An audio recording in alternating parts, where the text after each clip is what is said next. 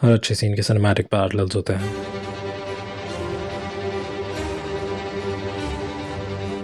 इस छोटे से सीन के पैरेलल्स और रेफरेंसेस सिर्फ हॉलीवुड ही नहीं बॉलीवुड में भी हैं।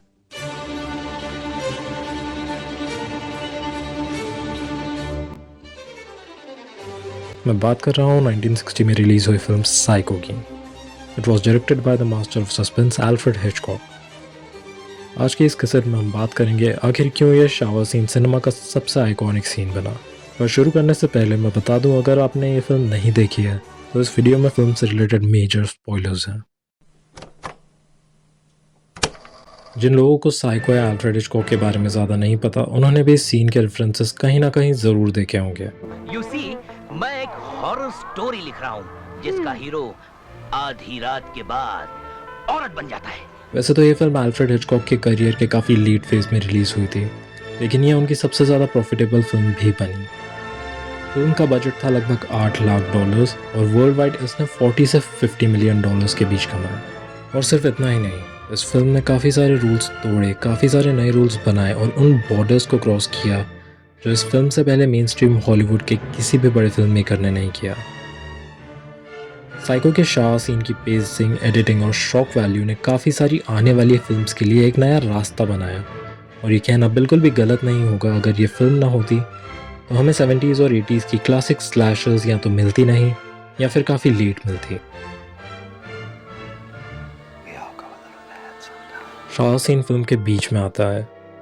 मैरियन क्रीन, जिसका कैरेक्टर जैनेट ली ने प्ले किया है, अपने बॉस से $40,000 चुराकर शहर छोड़ देती है, क्योंकि मैरियन को अपने बॉयफ्रेंड से शादी करनी थी और वो तब तक शादी नहीं करेगा जब तक वो अपने सारे कर्ज ना चुका दे।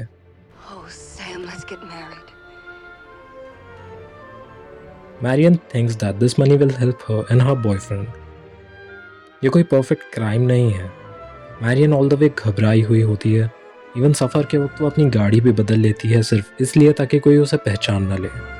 पर गिल्ट और फियर उसके साथ साथ चलते रहते हैं। There is also a scene, वो पूरा कैलकुलेशन भी रखती है उसने $40,000 में से कितना स्पेंड किया। अब रात हो जाती है, बारिश शुरू हो जाती है and it's clearly not a good condition to drive.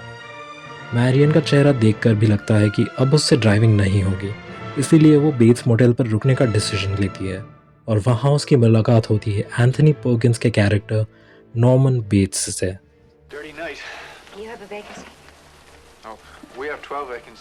अब तक जो हुआ उससे सिर्फ फिल्म में एक सेंस ऑफ टेंशन बढ़ता है।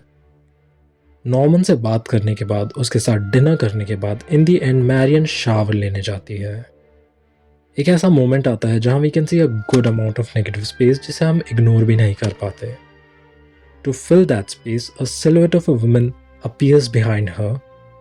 देन हमें पता चलता है कि उस औरत के हाथ में एक चाकू है और मैरियन हालत को समझती उससे पहले वो औरत मैरियन को तब तक मारती है जब तक उसकी मौत नहीं हो जाती। ये सीन पूरी फिल्म को चेंज कर देता है।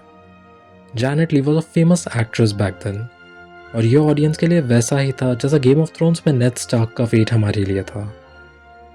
उस वक्त किसी ने भी अपने मेन कैरेक्टर को फिल्म के बीच में नहीं मारा था, और आज की डेट के हिसाब से तो ये सीन उतना वॉयलेंट है भी नहीं, पर इसका बिल्डअप, इसका म्यूजिक और स्पेशली इसकी एडिटिंग की वजह से ऑडियंस के माइंड में एक इल्यूजन पैदा होता है that they witnessed a horrific murder of a beautiful woman. I think that moment signaled new American cinema. अब जिसने साइको देखी है उसे पता है Norman is the killer, but there were so many hints which took us to the shower scene. जैसे इस scene में आप बाथरूम को क्लियरली मैरियन के पीछे बहुत ही अननेचुरल यट नेचुरल तरह से देख सकते हैं। और ये सीन जहां नॉर्मन बाथरूम बोलने से कतराता है जैसे उसे पहले से ही कुछ पता है।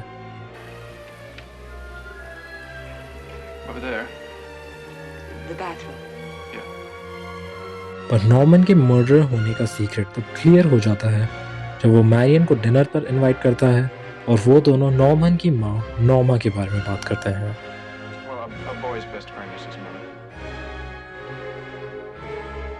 नॉर्मा का टॉपिक आते ही शर्मीले नॉर्मन में एक कॉन्फिडेंस आ जाता है जिससे इवन मैरियन भी अनकंफर्टेबल हो जाती है।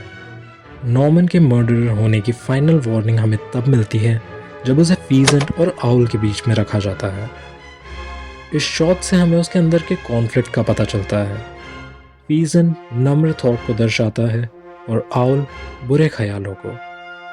पर उस शॉट के बाद फीजन चला जाता है और सिर्फ आउल फ्रेम में आ जाता है। हिचकॉक का स्ट्रगल सिर्फ इस सीन को डिस्टर्बिंग और आर्टिस्टिक दिखाना ही नहीं था, बल्कि सेंसर बोर्ड और हॉलीवुड एग्जीक्यूटिव से पास करवाना भी था। फिल्म में ऑलरेडी सीन्स थे जिसमें जैनेट ली ड्रा में थी, और उसके बाद एक ऑलमोस्ट नेकेड डेथ सीन, वो भी 60s में, प्रॉब्लम्स को बढ़ा रहा था। जोसेफ डब्ल्यू स्मिथ की बुक द साइको फाइल्स में ये लिखा है कि प्रीव्यू के बाद 3 सेंसर्स को सीन में न्यूडिटी दिखी और 2 को वो नॉर्मल लगा।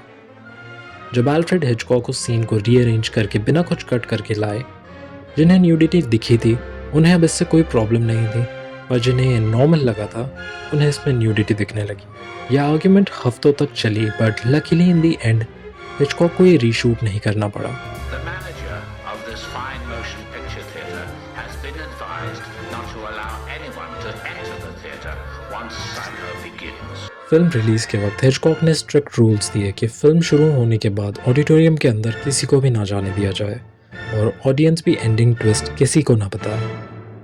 साइको एक रिवॉल्यूशनरी फिल्म बनी।